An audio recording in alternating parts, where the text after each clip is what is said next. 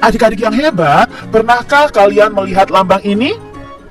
Lambang apakah ini adik-adik? Ya, betul sekali.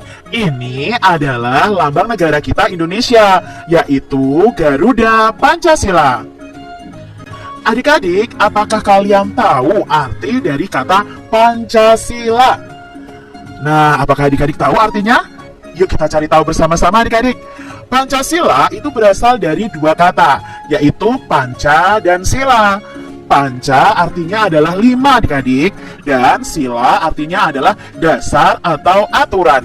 Jadi Pancasila artinya adalah 5 dasar atau 5 aturan. Lalu apakah adik-adik hafal bunyi sila Pancasila dan simbolnya? Yuk, disimpulkan dengan bintang. Sila kedua adalah kemanusiaan yang adil dan beradab, disimbolkan dengan rantai. Sila ketiga bunyinya Persatuan Indonesia, disimbolkan dengan pohon beringin adik-adik. Sila keempat kerakyatan yang dipimpin oleh hikmat kebijaksanaan dalam permusyawaratan perwakilan, disimbolkan kepala banteng. Lalu sila yang kelima adalah keadilan sosial bagi seluruh rakyat Indonesia. Simbolnya adalah padi dan kapas.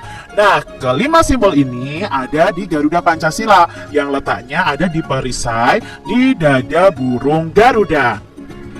Adik-adik yang hebat, lalu siapa ya yang merumuskan Pancasila ini? Yuk kita pelajari tentang proses perumusan Pancasila. Adik-adik, apakah kalian tahu ini siapa ya? Nah, ini adalah Ketua BPUPKI.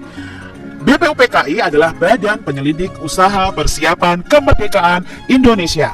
Nah, adik-adik, Pancasila ini merupakan dasar negara Indonesia yang dirumuskan sebelum Indonesia itu memproklamasikan kemerdekaannya. Jadi, Indonesia itu kan merdeka pada tanggal 17 Agustus 1945.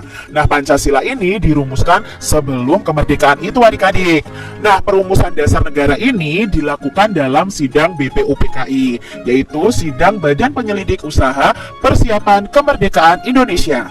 Nah, beliau inilah Ketua Badan Penyelidik Usaha-Usaha Persiapan Kemerdekaan Indonesia, yaitu Dr. Rajiman Widyodiningrat, yang saat itu mengajukan suatu masalah sebagai agenda utamanya. Apa masalahnya? Nah, di sini masalah tersebut itu sangat penting dan mendasar dalam suatu negara yang baru terbentuk adik-adik.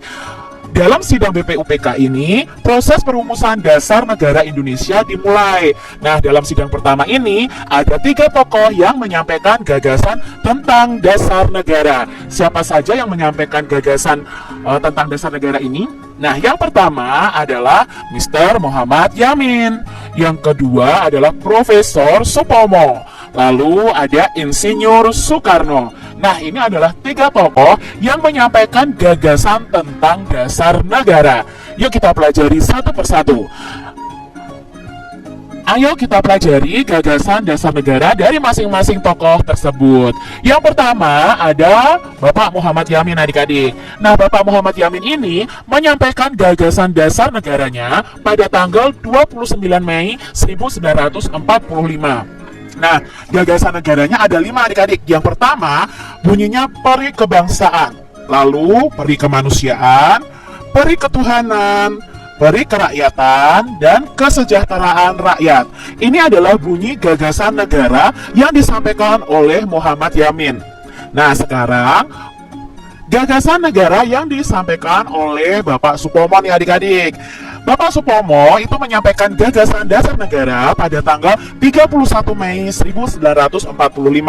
Kalau tadi Muhammad Yamin 29 Mei 1945. Nah, Bapak Supomo ini juga menyampaikan gagasan negaranya ada 5 juga. Yang pertama adalah persatuan, lalu yang kedua adalah kekeluargaan, yang ketiga keseimbangan lahir batin, yang keempat musyawarah, dan yang kelima adalah keadilan sosial. Nah, ini adalah usulan dari Bapak Supomo untuk dasar negara Indonesia. Lalu usulan dari tokoh yang ketiga adalah dari Insinyur Soekarno. Nah, Insinyur Soekarno ini menyampaikan gagasan pada tanggal 1 Juni 1945. Apa saja gagasan dari Insinyur Soekarno? Nah, gagasan dasar negara ini adalah yang pertama, kebangsaan Indonesia. Yang kedua, internasionalisme atau peri kemanusiaan. Yang ketiga, mufakat dan demokrasi. Yang keempat, kesejahteraan sosial. Dan yang kelima adalah ketuhanan yang Maha Esa. Nah, ini adalah bunyi dasar negara yang diusulkan oleh Insinyur Soekarno. Nah, adik-adik, Insinyur Soekarno ini mengatakan bahwa saran dari salah seorang ahli bahasa, 5 asas di atas itu diusulkan agar diberi nama Pancasila. Maka setiap tanggal 1 Juni kita memperingati hari lahirnya Pancasila. Di sini atas usulan Insinyur Soekarno dan seorang ahli bahasa. Nah, istilah Pancasila ini sebagai dasar negara diterima oleh sidang BPUPKI secara penuh. Nah, ini adalah foto sidang BPUPKI. Nah, adik-adik, apakah setelah usulan ketiga tokoh tadi langsung diterima begitu saja? Ternyata tidak, adik-adik. Dibentuklah yang namanya Panitia 9. Nah, ini adalah Panitia 9, adik-adik. Ada Insinyur Soekarno sebagai ketuanya, lalu ada Muhammad Hatta sebagai wakil ketua, lalu ada A.A. Maramis, Abdul Qahar Muzakir, ya, dan sebagainya, ya, ada 9 orang, ya, yang ditetapkan sebagai Panitia 9. Nah, Panitia 9 ini bertugas mengolah usulan mengenai gagasan dasar negara Republik Indonesia yang diajukan oleh 3 tokoh tadi, ya, oleh Muhammad Yamin, lalu oleh Bapak Supomo, dan oleh Insinyur Soekarno. Nah, Panitia 9 ini harus mengolah usulan tersebut supaya menjadi dasar negara. Nah, Panitia 9 tadi kemudian menghasilkan rancangan dasar negara Indonesia Merdeka yang disebut dengan Piagam Jakarta. Nah, Piagam Jakarta ini berisi 5 dasar negara. Yang pertama adalah ketuhanan dengan kewajiban menjalankan syariat Islam bagi pemeluk-pemeluknya. Yang kedua, kemanusiaan yang adil dan beradab. Yang ketiga, persatuan Indonesia. Yang keempat, kerakyatan yang dipimpin oleh hikmat kebijaksanaan dalam permusyawaratan perwakilan.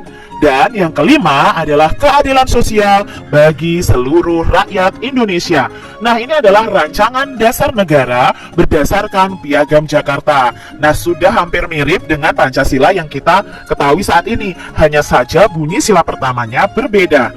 Nah, adik-adik, rancangan dasar negara tadi itu diterima loh, adik-adik, lalu dimatangkan dengan mengubah bunyi rancangan nomor 1.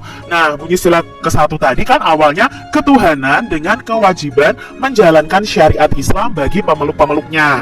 Nah, karena di Indonesia ini tidak warga negaranya tidak hanya beragama Muslim atau beragama Islam, maka sila pertama ini diubah menjadi ketuhanan yang Maha Esa. Nah, itu tadi susunan dari gagasan dasar negara sila pertama sampai sila kelima seperti yang kita hafalkan saat ini. Nah, itu tadi adik-adik, ya, proses perumusan Pancasila. Sekarang adik-adik jadi paham kan siapa saja yang mengusulkan rumusan dasar negara, ya. Lalu bagaimana Pancasila itu bisa menjadi sila-sila dari sila pertama sampai sila kelima sesuai yang kita hafalkan saat ini. Nah, semoga adik-adik